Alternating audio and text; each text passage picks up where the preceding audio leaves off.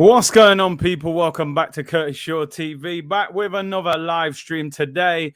We'll be looking at all the latest goings-off surrounding the ever-developing soap opera that is Arsenal Football Club and the latest news. And we have got some breaking news just as we've come on stream, actually, people. So we'll get into that.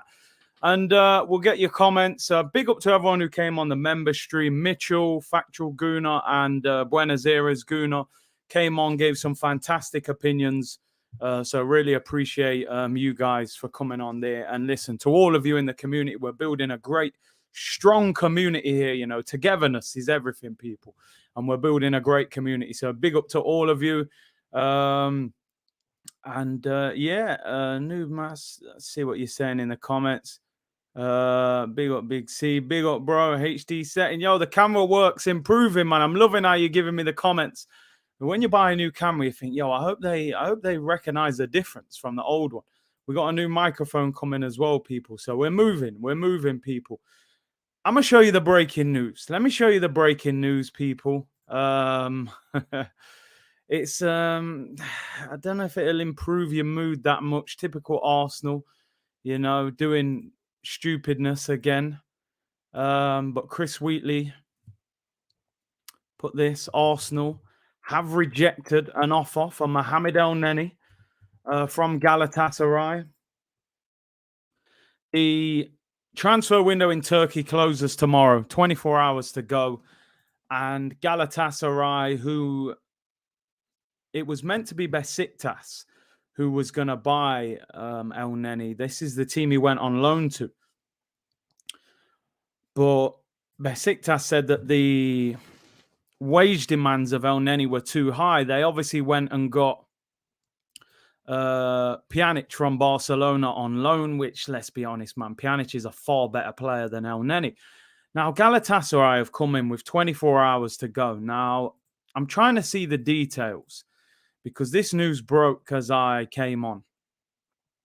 So I'm trying to find out the details of how much the actual offer was. But Arsenal have rejected it. Now, when you get into the report itself, it does say that Arsenal are willing to negotiate the price. They are willing to sell him at the right price. The problem is, there's 24 hours to go. There's 10 months left on his contract. We can't be too fussy. We've just done the same thing with Eddie Nketiah. Oh, we think he's worth 20, even though Palace offered 11. And in the end, we cut off our nose to spite our face, and we end up keeping a player that's going to walk out for free that isn't good enough.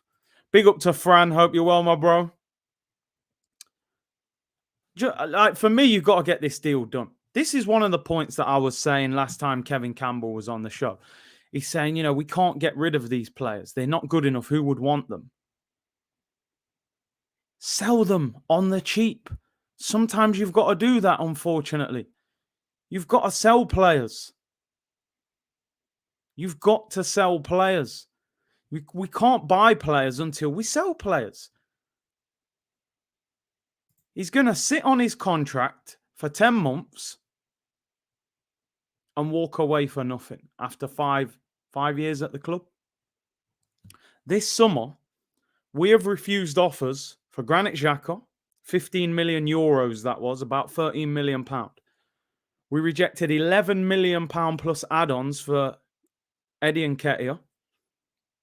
And we've now rejected an offer for Mohamed Elneny. I don't know the exact details in terms of the price. I am checking right now. We paid 5 million for him. With a year left, I'm thinking a couple of million quid. I got to be honest. I'm thinking that offer has got to be 1-2 million pound. I mean, am I doing him a disservice here? That's what I would think. If I was Galatasaray, I wouldn't pay more than a couple of million quid for him. He's on 60 grand a week at Arsenal as well, which, you know, they're not going to want to pay that on top of a high transfer fee. Get the deal done. For me, with Arsenal not being in Europe, we can get away with 4 central midfielders. I would go Partey, Lokonga, Xhaka, Ainsley, Maitland-Niles. Maitland-Niles being your right back / right wing back / centre midfielder. Ainsley can do what Elneny can do. He's energetic, get around the pitch, half decent on the ball. Get him off the wage bill. What is the problem? Why are we turning down offers for players that are not good enough to be at the club? And you're just how can you run a self-sustaining model? And when you have players that clubs actually want to buy, you reject it. Or you ask for too much money and end up keeping them, paying them, and they leave for nothing. It makes no sense. I really hope this deal gets done. I really hope Galatasaray come back with an improved offer. Greg said, sell Xhaka, Eddie and Elneny, and that gets you Auba and possibly Basuma in your midfield. How does that not make sense? £13 million for Xhaka, 11 million for Eddie. That's 24 million plus add-ons for Eddie. Let's say Elneny's a couple of million quid. That's 26 million. Auba was 25 million to buy this sum. Yet people tell me we can't sell these players. They're unsellable. 3 offers there for 3 of the players that I would consider the dead wood, that I would have moved on. You get wages off. Xhaka was on 100 grand a week. He's on 120 now. Elneny 60 grand. I believe Eddie's on around 40. That's 200 grand a week you're saving in wages. That's 800 grand a month. That's nearly 10 million pounds in a season in wages. But no, we keep them all and decide not to sell them and negotiate and then don't get the deal done. Get this deal done, Arsenal. If it's $1 million, if it's 2 million, get it done. 60 grand a week, not good enough. Ainsley's better than Elneny. I mean, I'd like to think so. Listen, Cello, I can see that happening. If Arsenal do not sell him, do not be surprised if they give him a new contract. Don't be surprised. Mikel Arteta is a fan of Elneny. It's clear. I think he actually was teammates of his when he was a player at Arsenal. They're friends. Ooh, football friend. In between the settings, man, I'm telling you. So, yeah, don't be surprised. Arshea, as you said, Renato Sanchez was available on loan on the last day of the window. Auba was available, as long as there was an obligation to buy 25 million. We don't move for players like that. Instead, we're rejecting offers. Please, Arsenal, get this deal done. Sell Elneny to Galatasaray, and let's move on. Another player, I won't question his effort, but not good enough to be at the football club. Let's move on. So let's see what happens with that. 24 hours till the Turkish transfer window closes. Sean said just sell him and upgrade in January.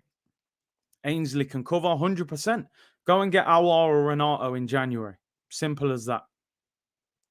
Curtis the accountant. Listen, Arsenal, they love to talk about money all the time and figures. So, oh, football friend. Get him out, man. Get him out. Dom said, I saw you listen to Kevin Campbell yesterday on the hybrid squad. What is wrong with him? Keeps defending this Arsenal board and manager all the time. Fed up with his waffling.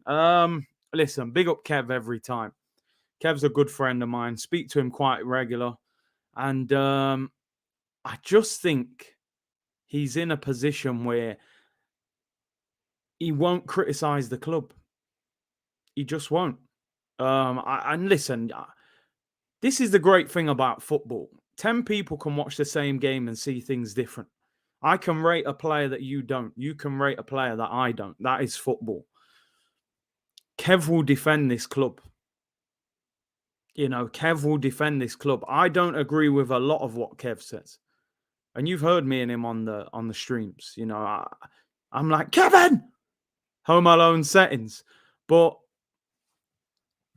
it is what it is, man. Like, I just think you look at the transfer window, underwhelming, could have been spent better. You look at the players we could have sold, could have got 3 more players out the door who I think should have all gone.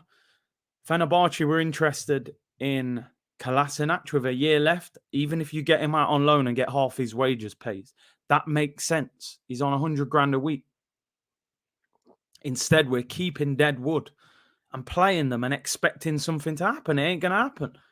You can't always say backup player, no, he's a squad player, because you've seen with Arsenal, for some reason, we're just a massively injury-prone football club. So these players that we consider squad players, they end up playing, unfortunately. And that's the problem. Bellerin will be coming back, says Jake. You can see it. They'll say we can't afford his wages, 100 grand a week. But we'll see with that one. Elneny, anyway. Let's hope that deal gets done. But yeah, in terms of Kev, listen, his opinion is his opinion. I don't agree with a lot of the things that he was saying. But, you know, I understand where he's coming from. For me, Arsenal should have sold Xhaka. If we value him at 20 and they value him at 15, he's worth 15. It's not how much you want to sell your car for. It's how much someone's willing to buy your car for. That is how the market works. And this is what I think Arsenal are getting wrong. Granit Xhaka isn't worth 20 million because you think he's worth 20 million. The market has told you he is worth 15 million. Nobody else wanted him. Take the 15 million. Don't give him the pay rise of 25 million over 4 years and replace him. Like you said, Renato Sanchez, Auba, Basuma was gettable this summer. Players were there available. These are players that would join Arsenal. So I think they've made a lot of excuses and a lot of mistakes. I really do. I think they could have managed the market better. Kev, most of the time, defends Arteta and the board, gets on the players all the time. Are the players not part of this club? See, I think Kev's mentality is once you're on the pitch, it's down to you. But there's a reason managers earn so much money nowadays. Diego Simeone earns over 30 million euros a season. Pep nearly 30 million euros. Klopp 20 million. Why do they earn that much money as managers? Because they're elite, because they have tactics, because they instill a certain mentality and a philosophy that if you play for Diego Simeone, you have to run through brick walls. It's as simple as that. You won't get away with it.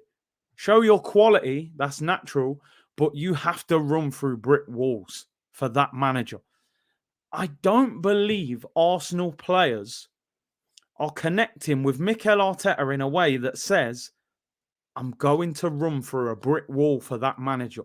Whatever he tells me, I'm going to buy into it and believe in it. Sometimes a manager comes into a football club in any situation, whether you work in an office, in a shop, in a building site, anywhere. If a manager comes in and you've got, reservations, I'm not sure about his philosophy or her philosophy. If it works, you start to believe in it because you see the success of their ideas. Mikel Arteta has come in with no experience. They would have questioned him as players. How has he got the job? They win the FA Cup. They start to believe in him. They're on board. They sign new deals. Bang, I'm here. I'm loving life. Remember when they was all bigging up Arteta in their interviews? All of a sudden, it starts to not work. They start second-guessing him. They start questioning him. This guy's never managed. His man management skills are not good. He's isolating certain players in the dressing room. He's not handling young players who've got a little bit of an attitude. Your Guendouzis, your Maitland-Niles. He's refusing to sell players, then not using them. Why is that? Especially a young player. You have a duty of care to a player at your football club to try and do the best for him as well as the best for the football club. Refusing to sell Ainsley Maitland-Niles for 20 million and then not playing him, loaning him out to a club that gets relegated, is not looking after the football club from a football or a business point of view. Because number one, Ainsley is now a less confident player than he was 18 months ago when England was selecting him. He's also worth less than the 20 million that you turned down at the start of last season. You're looking at a 10 to 15 million pound player. And this summer, all we got was loan offers for him. So from a football and a financial point of view, Mikel Arteta and Edu and Vinay are not looking after the football club in an appropriate fashion. This is called a self-sustaining model. The key word is sustain, maintain, improve. That's what you're supposed to do when you run a self-sustaining model. We are self-destructing. We are making a club worth less. on the market right now, Chelsea are worth more than Arsenal because of the value of the investment of the success. And this is where we're at, unfortunately, you know. So for me, it's a mixture of the players and the manager. But as I said, 15 of this 25-man squad are here because of this manager. He has signed 15 players. This is Mikel Arteta's Arsenal. Make no mistake about that. A lot of people say, oh, yeah, but he needs more time, more transfer windows. This is Mikel Arteta's Arsenal. A lot of the players that Arsene Wenger signed are here because he kept them here. Aubameyang signed a new deal. No problem with that. Granit Xhaka, new deal. Crazy. Rob Holding, new deal. Crazy. Elneny came back from loan and he kept him. Chambers, the same. This is his Arsenal. 15 new signings. Be Nice and Humble said, big up Curtis, my brother. I've been out for a few days, but it feels like it's been a long time. Liverpool and Arsenal therapy. Let's get going. Listen, you got way less problems than us. I know Liverpool are worried they didn't sign enough, but we're bottom of the league, bro. But big up anyway. Andrew Mills, appreciate your super chat, bro. Said, can you believe we spent 150 million on an under-23 squad and nothing on the first team? Experienced players. What process? What other club spends that on the future? Crazy. Absolutely crazy. As I said, I call this the Bitcoin transfer market for Arsenal. We have bought investments. We've bought Dogecoin. We've bought XRP. We've bought things that we're hoping will blow up and make us loads of profit in the future. But if you've got money in your pocket and that's all you've got, you can't put all of that into an investment for the future because you need some dinner tonight. You need a place to stay tonight. You need to be able to travel tonight. So Arsenal, yeah, you've signed 5-6 players under 23 that in the future we think, right, this team can build and go somewhere. But what about now? Mikel Arteta's under pressure. Edu's under pressure. By the time these players that you've signed develop and become this team that we hope they can become, Edu will be back on the jet ski. Mikel Arteta will be back on Man City's training ground, coaching. They won't be at Arsenal anymore. So if I'm the manager and I'm the technical director, I need something now. If we buy 5-6 players, cool. I'll take 2 or 3 that you're going to give them time to develop. But I need 2 or 3 that go into that starting 11 and make us a lot better team than we were last season. That is the problem. I think everybody looks at this transfer market and thinks, do you know what? There are some good players there that have got potential that I believe can develop. I think Sambi Lokonga looks like he can become a player. Saw him for Belgium the other day. Looks good. Looks like he's got talent.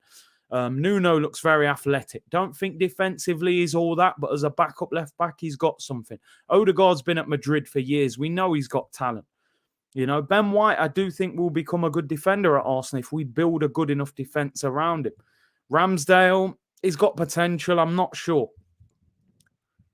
But we needed players that went into the team now. This is what other teams are doing. Even Aston Villa, Danny Ings right now. Leon Bailey right now. Players that can come in and make an instant impact. And that's what I think Arsenal needed. McKeel said, man is spitting facts. I'm trying, bro. I'm trying. Big up penalty spot. He said, would you continue to pay a window cleaner who leaves smear marks on your window? So why continue to keep a manager that underperforms? Simple analogy. It's like man keeps making the mistake, but they're hoping that he's going to learn not to leave them smear marks on the window, but he keeps doing it. And this is the problem. You can't have blind optimism and hope. This is top-level sport. That doesn't work. It's a serious sport in the Premier League, you know? Facts, and even in the future, it don't look that good. No, it doesn't. It looks okay. We're not talking about young... We're not looking at these players and going, he could be one of the best in that position. We're going, could be good. Could be good. Tidy player. You know, they're nice players. They're nice guys. As I said, we're a team full of nice guys. You know, I've said it time and time again. If you had a daughter, you wouldn't want your daughter going out with one of these Arsenal players. They've got no backbone. They'll run off in a fight. They're nice. They're nice guys. Nice guys don't win things in the Premier League. You know, they don't. You've got to be a winner. Winner means you got to have that edge to you, man. You know, you got to have that little bit of something about you, a bit of arrogance, you know, a bit of aggression on the football pitch. And this is what we lack. You're all right, Curtis. You need to eat. You need to eat tonight. You need to eat tonight, bro. You can't spend all your money and grow some carrots in the garden. What about tonight? Yeah, I'm not going to eat tonight, but when they grow in 4 weeks, boy, you're going to be in trouble in 4 weeks. You need some food. That's what Arsenal have done. You know, big up Reams AFC. Thank you for becoming a member, bro. Really appreciate that. And look out for the content. I did do a member stream this morning, actually. So you've just missed one, but we'll have more to come. So appreciate that. Nice lads FC, man. Nice guys FC. Soft, said MR. Soft. DJ Dre said, Wagwan and Curtis, a.k.a. Big Meech. Big up from Toronto. Big up from the 6, bro. Need that man behind you to save us. I mean, I don't know what he can do for us. Can he play up front for us? I don't know. I don't think he'll be the manager, unfortunately. Nice guys finish last. Come on, you know this. You know this, man. Unfortunately, that's the way the game is. Big up School Fuggery. Hope you're well, my bro. Does Edu think we made the Conference League last season? 40 goals. You know what? You've led me on nicely. Let's get into it. Edu thinks... listen, I want to know what Edu was doing last weekend. His barbecues must be absolutely wild because I don't know how he sees this club. As usual, people, and this is always out of respect to you guys, I'm going to put slow mode on. Comments are absolutely flying in, and I don't want to miss loads of comments. So I've put slow mode on so we can read more of them. Edu thinks that our front two are going to score 40 goals this season. I don't know what he's putting in them sausages on the barbecue. I don't know what he's drinking when he's going on holiday with Raul. I don't know what's going on, but that guy, he's on the good stuff because I don't know if he's watched Arsenal in the last year or so, but 40 goals from the front two only. I mean, you look at the Premier League table, 20 to 21 season, Arsenal scored 55 goals last season. That's our whole squad. And you think our front two have got 40 goals in them in this system with this manager? Maybe behind closed doors, mate, when we play friendlies midweek. Oz says, big up Curtis. Work being manic today. Shame I missed the member stream. Apologies, bro. Like I said, we will do more. Chris said, big up Curtis. I've been spreading the word to my friends about your channel. Keep up the good work. Appreciate that, bro. 1.5 in the chat. Hit the likes, people. Make sure you subscribe as well if you haven't already. You know the drill.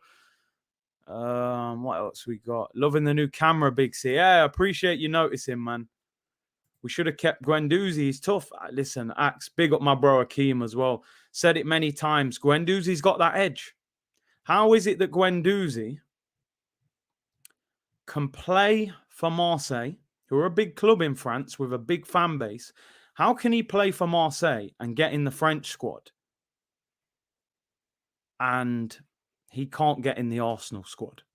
That's what you're telling me. Guendouzi right now would be... You could have an argument right now. He could be our second best midfielder. You would have an argument, Guendouzi or Laconga. He could be our second best midfielder right now. We've just loaned this guy out to sell him for £10 million. 10 mil. There's man in the Championship going for more than 10 mil. And we're selling a 22-year-old French international midfielder for £10 million. And Edu's telling us to be patient.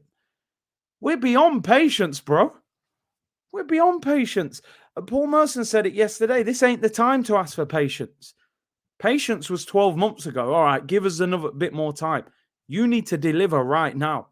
I've ordered my pizza. I want it to be delivered to my door. You know what I mean? That's how we are right now at Arsenal. This ain't the time for patience. I see a few of the members saying they missed the stream, and I will try and adjust some of the times that we do it, just for the time difference for people in different parts of the world. So apologies for that. Jamal, appreciate the super chat, bro. Said, I've been mad busy lately. Haven't been able to watch all your live streams. but I watch on playback. Curtis, your streams have helped me massively. I've had the past 6 months of hell, personal issues. The worst is behind me. Listen, just away from football slightly to acknowledge your comment. First of all, I appreciate your super chat and your support, even if you're watching the videos afterwards. Different times and schedules make it difficult. If these streams help one person, 10 people, 50 people, however many people, then it's doing its job as a channel. Do you know what I'm saying? So for you to put that, and listen, I'm glad that you've said the worst is behind you. I hope you're moving ahead and things are looking more positive for you in life. You know, it's been a crazy time for everyone in the world, really.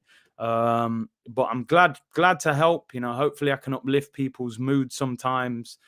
And listen, I appreciate your comment, and onwards and upwards, man. Stay positive and stay healthy. But I appreciate your comment. And Kabiru, thank you very much for becoming a member on the channel. Really appreciate that. As I said, we just did a stream today, this morning, but we'll do another one in a week or two. So make sure you look out on the community page for that, people. And yeah, people bigging up Jamal, man. Come on, man. I told you, we want a strong community here, man. We look after each other in the community, you know. I see, you know, some channels, I go on other channels and the comments are a little, you know, things can get a little toxic, man. I want us to have a positive community, you know. We'll uplift each other, you know. So big up Jamal, big up to everyone who's bigging him up in the comments as well. So yeah, appreciate that. And Abhinav said Guendouzi is going to be a superstar in France. You can see it happening. You can see it happening, you know. You can seriously see Guendouzi going to Marseille, big club. They're in the Europa League this season. He's in the French squad. Imagine if Guendouzi goes to the World Cup next year with the French national team, and we just sold that guy for 10 million, and we're out here giving man like Xhaka new contracts. You've got to be prepared to nurture that little bit of arrogance and attitude. You know, like I said before, your Wengers, your Alex Fergusons, you know, Anelka was a bit of a live wire when he was younger. Henry had a bit of, well, a chip on his shoulder. Ian Wright, you've got to manage these guys, you know. Wayne Rooney at United, you've got to put your arm around them and nurture them and get the best out of them on the football pitch, you know. And that's the problem at times with Mikel Arteta. I feel like he doesn't understand how to manage these type of characters. I just work here, said, bro, Guendouzi is literally a fan favorite. Listen, what we've at AFTV, we've got a guy who is a Marseille fan. And I was speaking to him. He's just joined us, and he was saying, "Listen, man, like Marseille, they're a fanatical fan base." And he was like, "Guendouzi just connects straight away. He's a very passionate player." I think when Guendouzi played for Arsenal, he was actually very popular amongst the fans.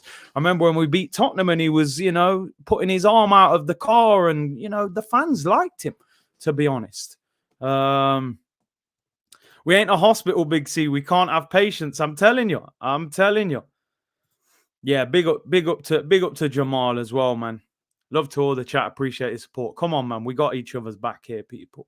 Donny said the whole Guendouzi and Saliba debacle needs sorting before next season, or Arteta and Edu will sell them and will justify it. Wouldn't put anything past them following Edu's interview. I think Edu's interview almost did more damage than good. And the sad thing about it is I think he had an opportunity to really connect with the fans, because I've always said, me personally, I think Edu would have got a little bit more patience from the fans because he was a former Invincible. And if he spoke to us and give us that human interaction, it kind of felt like he wrote all that out and it was just a robot speaking. Patience, process, all that. We're like, bro, we're bottom of the league. How are you going to sort this? Why have you not signed established players that go straight into that team and improve us? Why did you give Willian a 3-year contract? We just wanted upfront and open answers, you know? And we got politician answers. And I think, like someone said yesterday on the stream, that could be the beginning of the end of Edu. Ashburn, appreciate the super chat, bro, said the new players would not stay long enough to make our club successful. Other clubs would come and buy them away by the time they are at their prime. What we've got to understand here, the manager who is buying these youngsters is possibly coming towards the end of his project, in the sense that if this was Mikel Arteta's first transfer window, I would be like, okay, you've signed these young players because you'll probably be at the club at least the next 2 or 3 years. So you're building. Arteta could be gone in 4 weeks, 6 weeks, 8 weeks. So you've signed a bunch of young players that have committed to you as the manager. Remember what they said, Arteta is the one that completes the deal by calling these players and explaining why they should join him. He might not even be the manager. You might bring in an Antonio Conte, a Ten Hag. You might bring in a manager that goes, yeah, you know that Aaron Ramsdale, I don't rate him. I don't rate him at all. And that Nuno Tavares, I don't rate him. And you've just bought them. You've given them 5-year contracts and invested in them.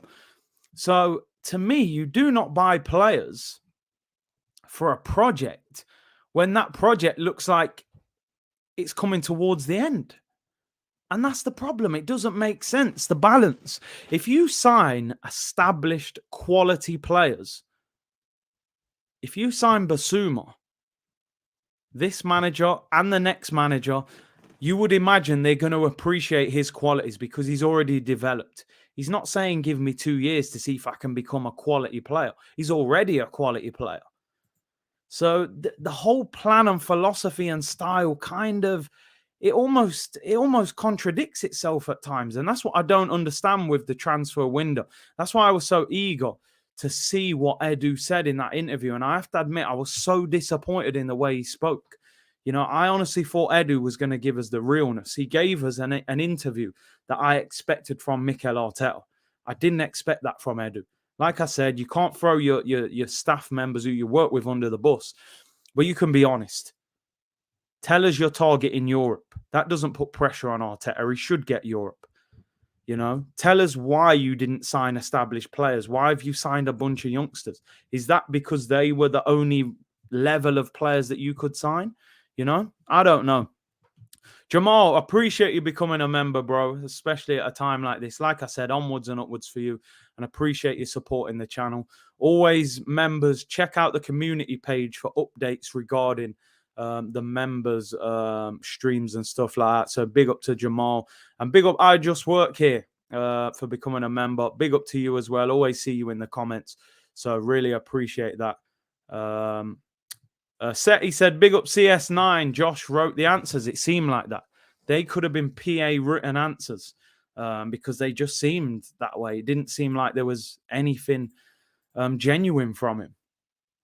Let me move on, people. Let's have a look at the last of Edu's situation, what Skullfuggery mentioned earlier. So he's come out with this on Sky Sports now. Imagine this. Like, how much of a contradiction can you get? Imagine this. You don't want to set a target for the season because you don't want to put pressure on your manager. Even though those targets are realistic, considering he's just spent £150 million.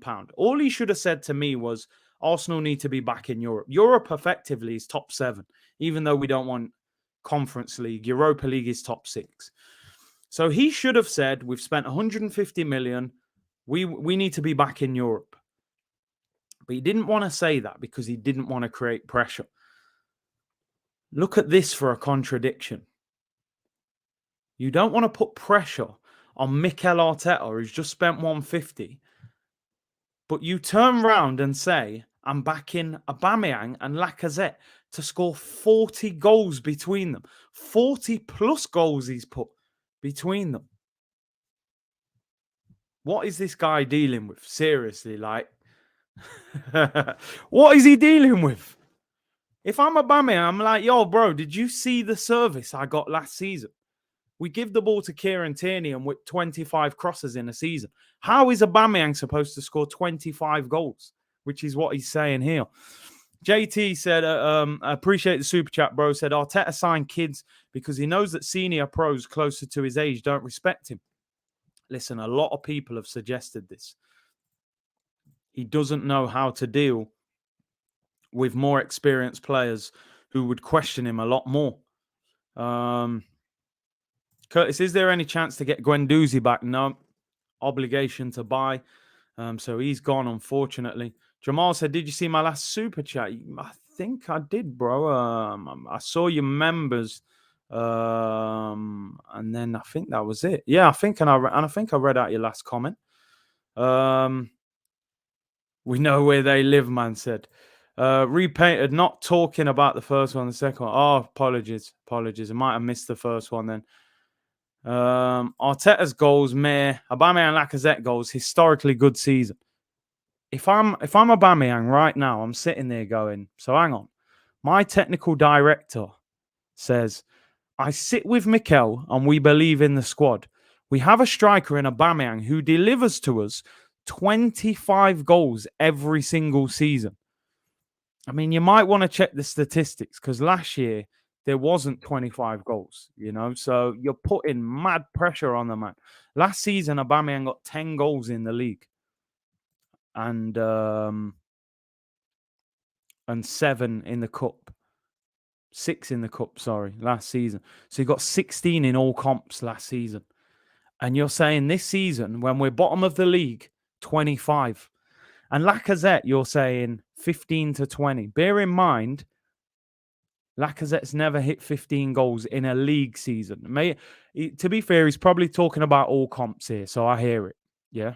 But still, you're putting pressure on, man, that they're probably not going to be able to deal with at the moment.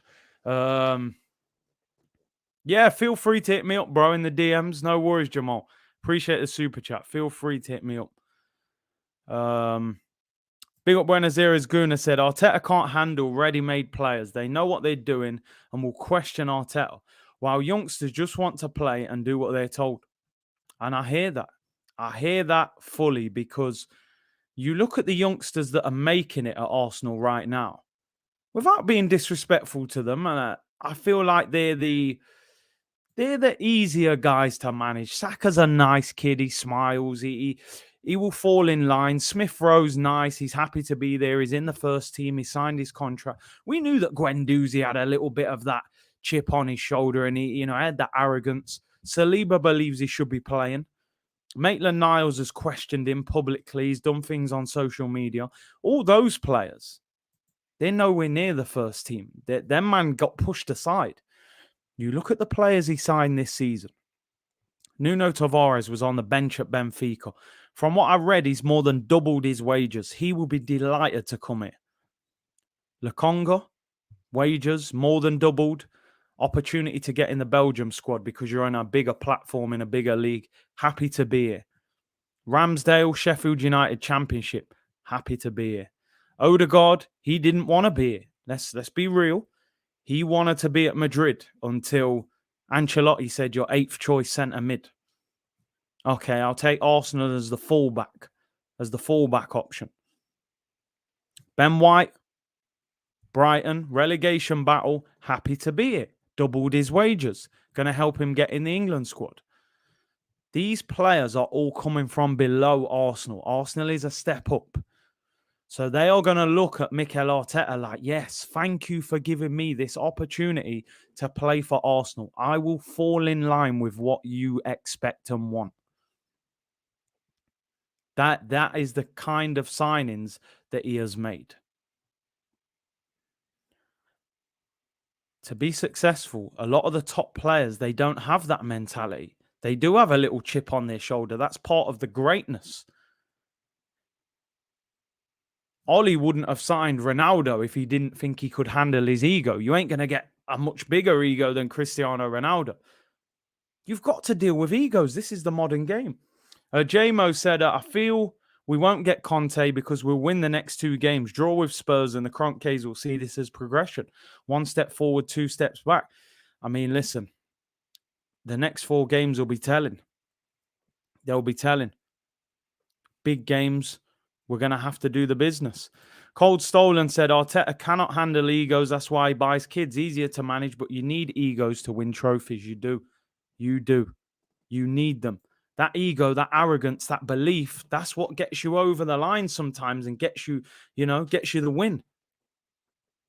Best intro music, by the way. Hey, do you know what? Loads of people ask me what that song's called. I honestly don't know. I will find out and I will get it and let you know, people. Big up the Visionites. Bless up Big C. Big up, bro. Hope you're well. Ryan said, Curtis, if we had a better manager than Arteta that made these signings, would we be moaning? And also, what are we supposed to expect from Edu? People let us down time and time again. I think if you saw a system with Mikel Arteta and you saw a style of football, when you have a style of football and a philosophy, I think sometimes you just need players that fit that system who don't have to be superstars and the whole thing can work together. You think back to Klopp. He signed Robertson from the Championship. He signed Wijnaldum from the Championship. Look how good they've become. Trent came from the youth team. You know, Milner on a free transfer. Firmino was an attacking midfielder. He put him up front. There are a lot of question marks over those signings at Liverpool. But the thing was, he had the system ready. Everybody knew within 6 months, this is how Liverpool are going to play. It's sink or swim. If you can't handle that press, that hard work, that level of fitness, you leave, mate. You're gone. They were all on board with the same system. So he didn't have to sign superstars. He signed Wijnaldum because he was energetic. He got about the pitch. He could tackle. He could get forward. Robertson, energetic, overlap Mane, get crosses in, but also defend. If we had a system that was in place, we played good football, I would look at these signings slightly different. My problem is I look at Ben White at 50 million and I think, how is he going to fit into that defense and excel? When we don't protect our back four well, we expose our back four. That's why we concede goals that look so easy, because we don't offer protection. Our protection is Granit Xhaka, who is a loose cannon, and Thomas Partey, who is injured all the time, unfortunately. I just work here said, hey, I could be wrong, but I think Edu was around and Kia when Corinthians had a corruption scandal. Kia was. I don't know if Edu was, but Kia was there when that was going off, which is why people always question Edu being around this guy. Ryan said, I just think if we signed experienced players with these players, I wouldn't be upset. Plus Xhaka being sold. How Xhaka hasn't been sold, I will never know. That for me is one of the craziest decisions I've ever seen from Arsenal, not selling Granit Xhaka. You know, to me, if you give him a new contract, you've got to play him because he's got a big ego and he's very popular in the dressing room. And I would have got him out the door. I would have got rid of him. Jamal, appreciate the super chat, bro. Said, it is my honor to become a member. It is my way of saying thank you, Curtis. Love you, man. You have brilliant football knowledge on Arsenal and football. Love listening to you. Followed you on AFTV, the Talk is Cheap show. Listen, man, really appreciate it, bro. Humbling with that super chat. And like I said, hope things get better. And you know, the DMs are open on Twitter and stuff if people want to get in contact. Kia is 100% Mr. Brown envelopes. 100%. 100 million %. Kia had corruption stuff going on at Barcelona and at Inter Milan as well. Inter Milan. Everywhere this guy's been, he's been involved in corruption. Big up Jamal, 100%. Didn't Kia get Tevez and Mascherano to West Ham? He did. And guess what? That led to a big investigation afterwards as well. This guy leaves a mess everywhere he goes. Gunnar Roller said, spot on, Curtis. Liverpool had an average Henderson and Klopp still signed about 5 midfielders. Honestly, I've got a few friends who support Liverpool, as most of you probably have, you know, friends who support different clubs. I used to constantly say Henderson is absolute bang average. I never rated this guy at Liverpool. Never rated him. Didn't know what he did well. I just didn't rate the guy. I used to watch him and say, this guy's bang average. He's a passion merchant. All these years later, I look at Henderson now and I think, you've made a good career for yourself, mate. He's a leader. He's played an important role in that success at Liverpool. Champions League and Premier League winner. Captain. Even when they signed Van Dijk, they kept Henderson as captain. He's grown into a leader in that football club. Still not an unbelievable footballer, but he's important. But he's a leader. He's vital. because the system was there. The mentality from the manager rubbed off on him. We're here to win. We're going to work. We're going to win. I'm going to improve you. Listen to me and things will improve. You have to trust your manager. They don't trust Mikel Arteta. I'm telling you now, they don't trust him. They trust Jurgen Klopp at Liverpool because his success rate speaks for itself. They trust Pep Guardiola because look at the CV. You would, if Zinedine Zidane came to Arsenal, you would trust him. That's Zidane. Look at his record as a player and as a manager. You would trust Conte. And this is the problem.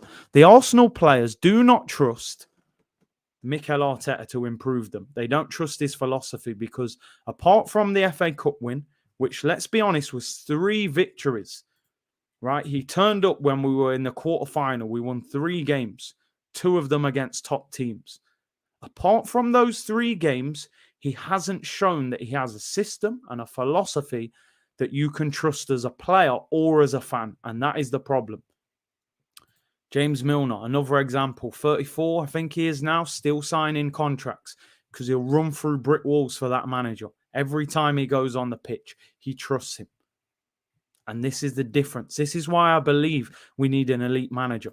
That guy D said, smash the likes up, people. And Jamal, keep your head up, mate. Things will get better, 100%. We got your back, man. And yeah, over 2,000 of you in here, people. Smash the like and subscribe. As always, really appreciate all your support. BP said, competition for positions makes players better. Can't just keep signing backups that aren't going to push the starters. Shaw and Tellez, a great example. And you know what? You are spot on with that. This is why I was so frustrated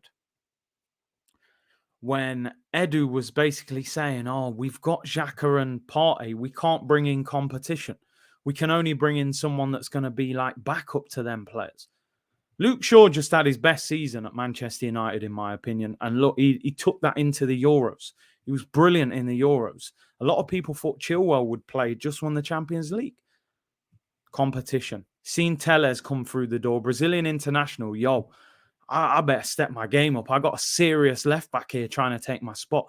Sink or swim. If Xhaka knew his place was under threat this season, you might see a better Xhaka, or you might see Xhaka crumble, and then we have to get rid of him. Which, you know, we should have got rid of him anyway. But Arsenal don't want to do that. It's too comfortable. Oh, we can't sign another midfielder because that will upset Xhaka and we're supposed to play him. That's not how football works.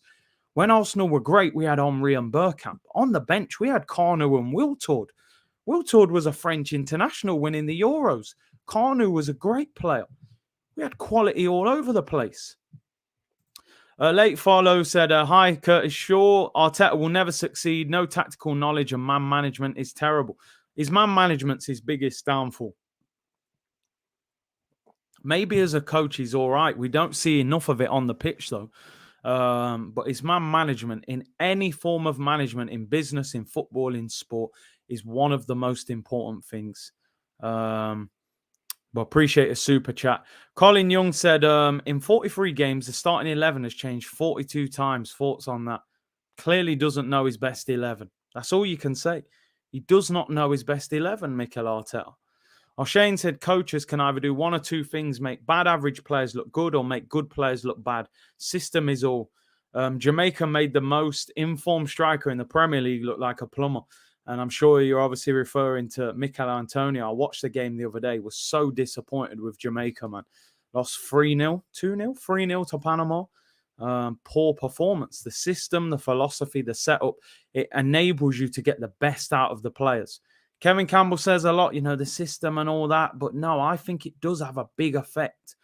Curtis the GOAT. Nah, man, you lot are the GOATs, people. The supporters. You lot are the legends. DJB, said, Curtis, if it came down to it, who would you take, Gerrard or Lampard? Gerrard as a manager and as a player, to be honest. But I wouldn't want either one of them as a manager, to be honest. I think Gerrard will end up at Liverpool. Lampard needs to rebuild his reputation for me. I wouldn't want him at Arsenal. Tapper out. Tapper's struggling, man. He is struggling. Big up Reedy says, big up Big C, just checking in after a long weekend. I hope all's good, people. Yeah, we're good, man. Listen, we're going to build up to the game at the weekend. obviously we play Norwich this weekend. We have to get 3 points and beat them. We have to. Mark said, found you during quarantine. Now you're my favorite YouTuber. Big up. Hey, listen, man, I appreciate it. I really appreciate it.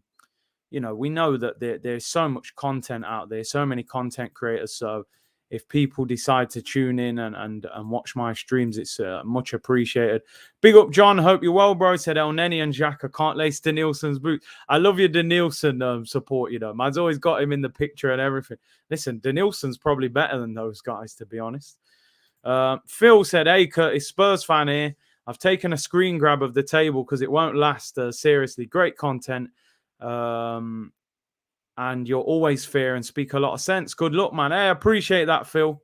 Listen, it's a football community. I don't mind who you support. As long as you're respectful, I can take the banter as well, because if Spurs were bottom, Liverpool, whoever, we would be bantering them. So, yeah, I can take it. Them ones. I can take it. Are you going to the Norwich game? At the moment, I would say no. No, I do have a ticket, but not interested. I got to be honest. And I hope it doesn't make me seem like some sort of glory fan, because I will still be supporting Arsenal. I'll still do the live stream. I just don't have no interest. The tickets are £92. I'm sorry, but I will not pay £92 to watch Arsenal against Norwich. I just won't. I refuse to. For £92, I should be watching Arsenal, Man United, Tottenham, Man City, Chelsea, Liverpool. For £92, I will not pay that to watch Norwich. I'm sorry, I just won't. TB said, Pookie captain. Oh, man, my fantasy league need to get sorted this week. I'm having a nightmare. I'm in a relegation battle in my own league. Get your votes on for Curtis quick. Yeah, people, we got until Sunday. Voting finishes on Sunday, so I'm going to be looking for one final push with the votes for the Football Content Awards. Link is in the description below as ever. So anyone who hasn't voted, it will be much appreciated. Let's win a trophy or two on this channel. VJ said a bit late, but heard Cruz is smashing it. Hope he goes a step further and becomes a Premier League player and do us all proud. Best wishes. Appreciate that, VJ. Yeah, man, he's doing well. He's in the academy system at the moment. So, listen, I just want him to enjoy himself and see where it leads. No pressure, £92 to watch that championship quality. Do you know what I mean? No. I'm sorry. At some points, you have to say no. You support the football club, but at some stage, you got to say no. That's not acceptable. And I'm sorry. I will not pay £92 to watch a newly promoted team against Arsenal. I just won't. Especially when we're bottom of the league, You playing Ronaldo, and do you know what? I read that Ronaldo may not actually play this week, but I think everybody would be smart to put Ronaldo in their fantasy team, I would definitely try and get him in. Me and you both, Big C. I captained Aubameyang, need him to start. Yeah, it could be goals in him this week. If you were given 150 million to spend, I trust you would have got better players. Listen, we all think we're managers. We all think we're experts. I'm the same. I look at it and I think, right, I would have signed Areola or Onana or Sam Johnston. I would have signed Max Aarons. I would have signed Basuma. I would have signed Auba. We all think we can. So maybe some of these players weren't available and didn't want to come to Arsenal. But you look at it from the outside and you think, why would Max Aarons not have come to Arsenal from Norwich, Basuma from Brighton? He flirted with Arsenal the whole summer. He had shirts in the background. He couldn't wait. So I would like to think I could have done better. But yeah, easier said than done. Big up Cruz. Hope he makes it. Would be amazing for this channel. I'm telling you, hopefully. I hope you win the award, Big C. Best of luck. Let's hope so. I'll keep you all updated. I think the award show is next month as well. So I'll let you all know what happens regarding that. Kroenke out, oil owners in. We need something. Listen, let's just look ahead. We will review the game and preview the game, a little bit more as we get closer to the weekend. But some good news for Arsenal. And you're right, Navarre. Empty seats do talk, man. £92 to watch bottom of the table team. 6-pointer, man. Jamal said, the chat just to know you all. I'm a rival fan, Chelsea. However, I'm a football fan. First love watching content creators like Curtis and Turkish, etc. Big up, man. Like I said, it's a football community, people. It's not just Arsenal. But yeah, listen, bit of good news. We've got... All right, let me just give you this advice. Kid Kibble said, Curtis, if you were a footballer aged 20 and you had an offer from this Arsenal at the moment to try bring you in, are you forcing that move? You are currently playing for Aston Villa. If I'm playing for Villa, honestly, and Arsenal come in for me, I'm leaving. I'm leaving because our ceiling is way higher than Villa's. Villa will always struggle to hang on to their best players. It's just the reality. They've lost Grealish. They have signed good players, but I would. I always said I wouldn't make emotional-based decisions in football. I wouldn't just go to Arsenal ahead of other clubs because I supported Arsenal, if I was ever fortunate enough to get to that level. But yeah, if I'm at Villa, I'm going to Arsenal. Facts. But yeah, listen. Good news. 2 players back. At the end of the day, as bad as we've been this season, we haven't had our best centre-backs on the pitch. We haven't had our best centre midfielder on the pitch. That's going to make a massive difference to most clubs, let alone us, because we know the players coming in, unfortunately, are not as good as the players coming out. I wouldn't even say they're close. These two, I really hope, can build a solid, quality partnership. Ramel, the link's in the description. Sometimes it doesn't show you the join button, so I always put the link in the description. Just check down there. You should be able to click directly on. And said Ben White can't jump. Listen, Ben White, 23, young, good on the ball, had a good season last year, got player of the season at Brighton. I'm going to support him. I'm hopeful that he can actually do something for Arsenal. Gabriel at left back, I thought was good last year. There were times he was a little bit too rash to win the ball, got booked a little bit. He understands the league now. He speaks a little bit of English. I really hope that these two can create a quality partnership and give us a basis to build on. 2 good young players, long contracts. Tierney at left back. At right back, Tomiyasu. Although Tomiyasu may not play this week because I have read that apparently he may have to quarantine when he returns from international duty. Somebody put in the comments earlier that his game is today, actually, for Japan. I'm not sure. I will check that out. But I want to see these two build a partnership, and I think they have got the potential to do it. Left footer, right footer, Gabriel's aggression, Ben White's ability on the ball. I really hope we can create a partnership with these two. I really do. And also on top of that, also on top of these two is the midfield general is back. And I'm hopeful because this guy looked like a beast in pre-season. And I would like to think he will make a massive difference. The thing, I tell you what, I've got a little bit of excitement for the game this week. I'm going to be honest. It's not quite Josh Kroenke, let's be excited, but just for the game in isolation, I've got a little bit of optimism about it because Granit Xhaka is suspended. So that means we should see a midfield of Thomas Partey and Lokonga. That gives me a little bit of excitement. We should see a centre-back pairing of Gabriel and Ben White. That gives me a bit of excitement. If you see Aubameyang through the middle, Odegaard or Smith-Rowe in the 10, couple of wingers, couple of fullbacks, I think that team has got something to build on. And I really hope, I actually want to see us batter Norwich. Norwich are one of them teams that in the Wenger days, if we were playing Norwich at home, I'd go, yeah, this is 5-0. Them teams couldn't live with Arsenal. Towards the end under Wenger, if we were going to Old Trafford, Anfield, I'd be like, this could be bad. But certainly these lower teams at home, Wenger would batter these teams. So we've got something to be optimistic about in isolation. I know, listen, we're not where we need to be. You know my opinions on the manager. I think we need to replace him. I'm not happy with Edu or Vinay, but we are where we are. We have to face reality and try and find a solution. It starts with this game. Win the game, put in a performance, build the hopes up of the fans, give the players some confidence. And I want to see partnerships being built on the pitch now. And this is the starting point of it. Dutch Gunner said, with our best 11 fit, we should have enough quality to get top 6. It will still be a battle because I still think Chelsea, Man United, Man City, Liverpool will be the top 4. You're then looking at Tottenham and Leicester are we better than those two to get top 60? You've also got teams like Everton, West Ham as well in the mix. So it'll be difficult, but if we can keep the players fit, then maybe.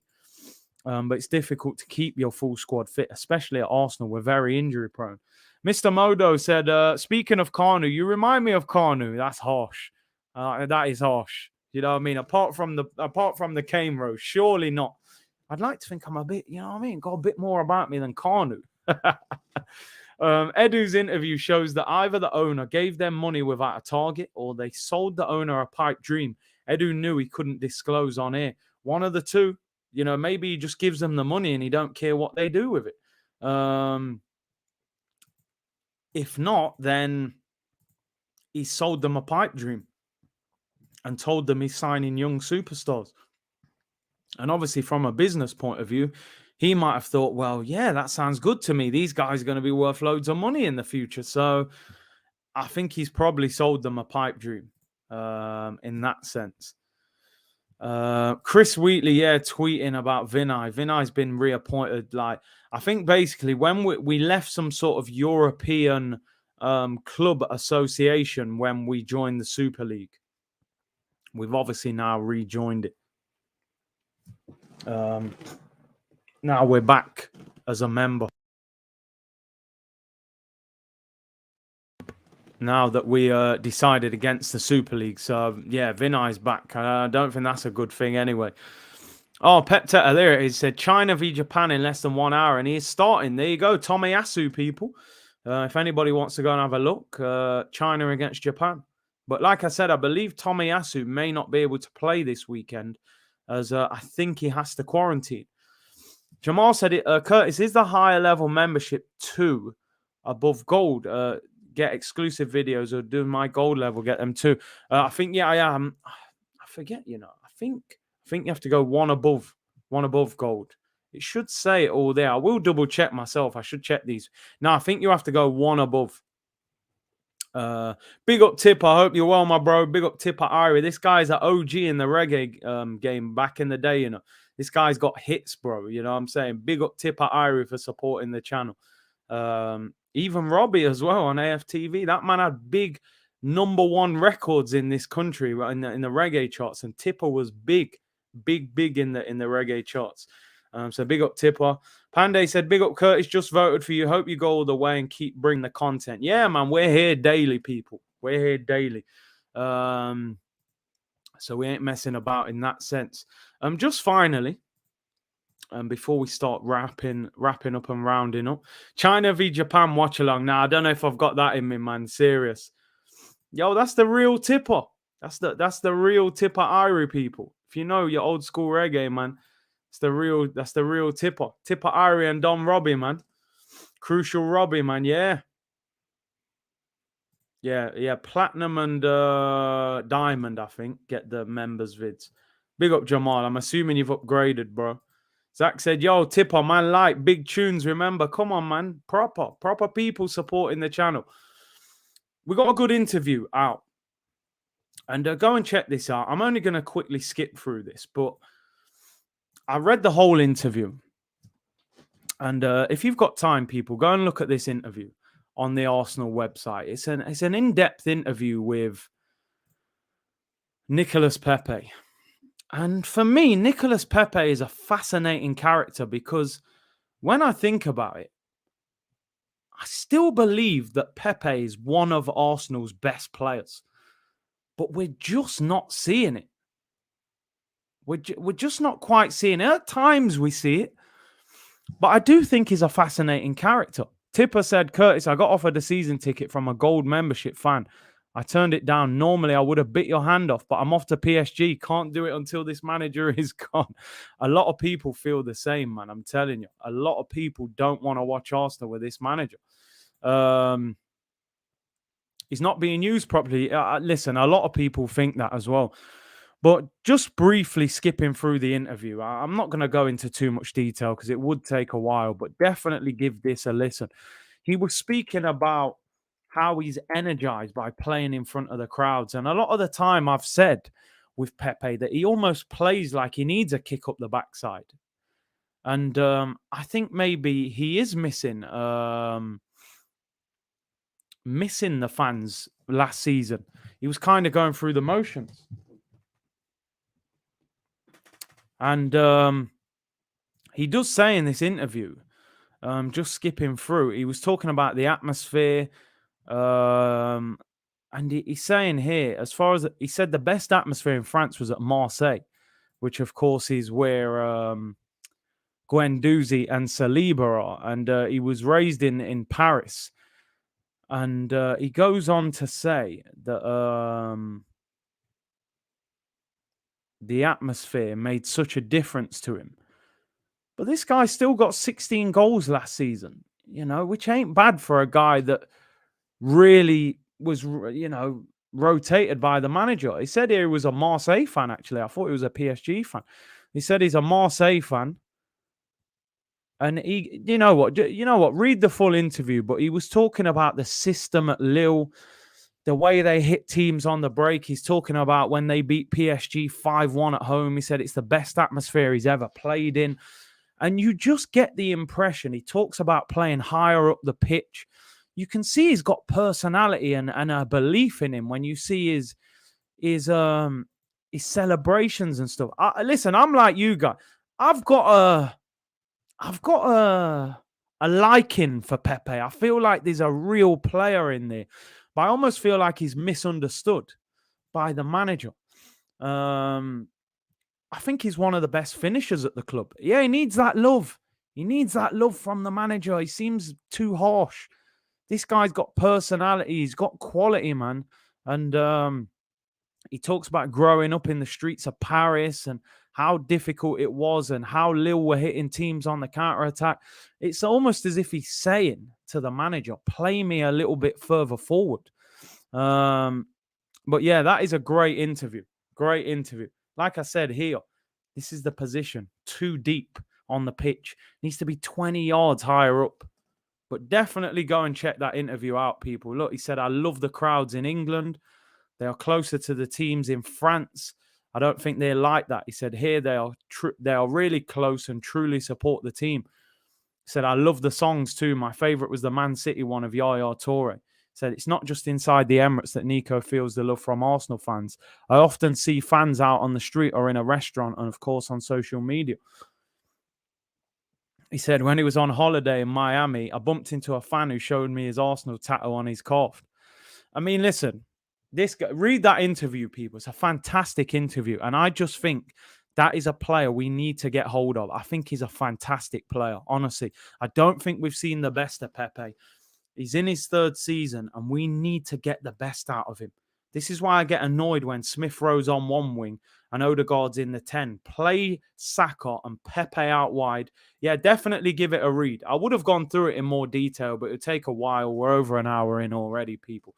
So check that out. Great interview. Nicolas Pepe. I'm telling you now, people, there is a player in there.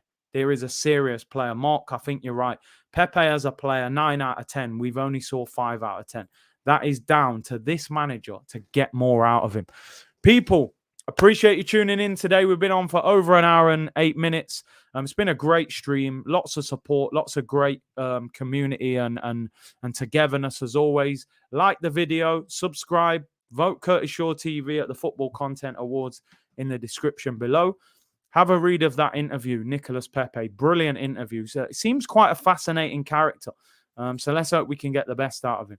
I'll be back tomorrow around 2 p.m. Big up to all the new members, new subscribers, building a great community here. And the Wenger stream will be this week. We will get it in.